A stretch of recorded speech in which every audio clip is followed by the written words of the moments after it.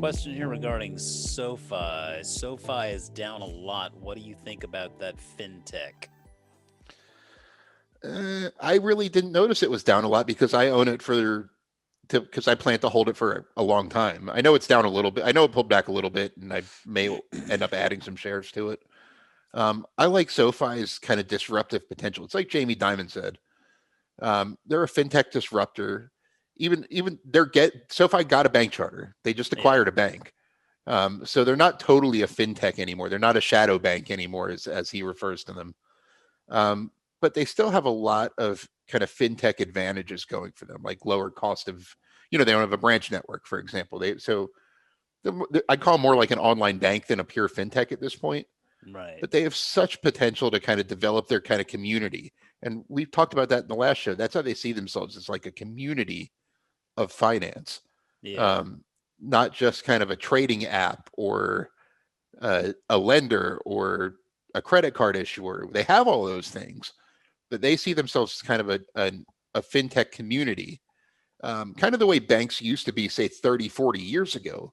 Your bank was it was like a community. Like you'd walk in, people would know your name. And, that was even before my time when this kind of stuff happened.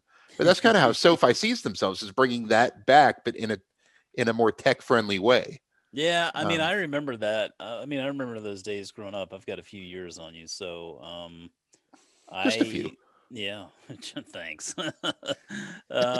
I definitely remember that community bank vibe. I mean, that was the learning experience, right? My mom took me to the bank to open that savings account, and they all knew who you were, and you got a lollipop when you went into the bank, and it was just a different world. And that just now, I mean, you pretty much try and do whatever you can Well, I to mean, if avoid you needed having an to auto go into the loan, bank. someone would sit down at their options, not trying to necessarily sell you, but would kind of make a meeting out of it. Yeah, and I mean, it wasn't even that long ago where that existed. Like when I was working when I worked at Bank of America, and I was a loan officer there. That was like 2001, 2, 3. And even then, like that was very common. I mean, folks would come into the banking center Yeah, and sit down at a desk with me, and I would go through their options as far as refinancing or small business loan or car loan. I mean, it was a very interpersonal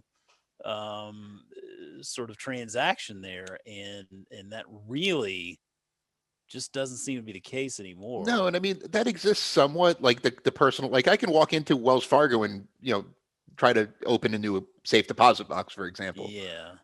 Last time I did that, I was there for 5 minutes before the guy tried to sell me a credit card.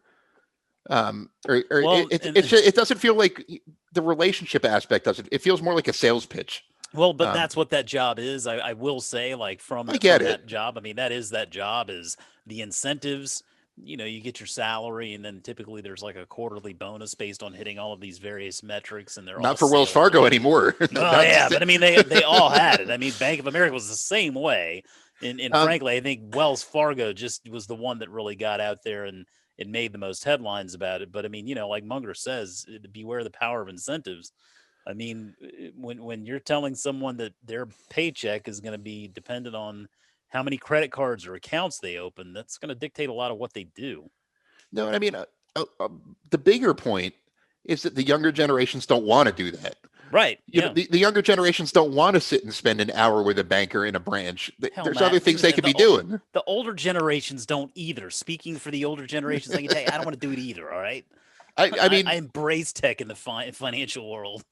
I mean, my parents still go and sit and talk to their banker and stuff like that. No, Oh you're not in man. their generation, No, not quite. Not quite. but no. But the younger people don't want to do this. So SoFi is trying to recreate that community bank vibe through the internet, where people don't have to spend a ton of time doing it. Yeah. And I think they're the only ones really doing the community vibe type thing. Yeah. Like Robinhood's a community of traders. Yeah. There are some like there are some lending communities. Like Square's a community of small business moving money Small bit. around. Yeah. Yeah. It's Small not a businesses. full kind of encompassing bank ecosystem. Right.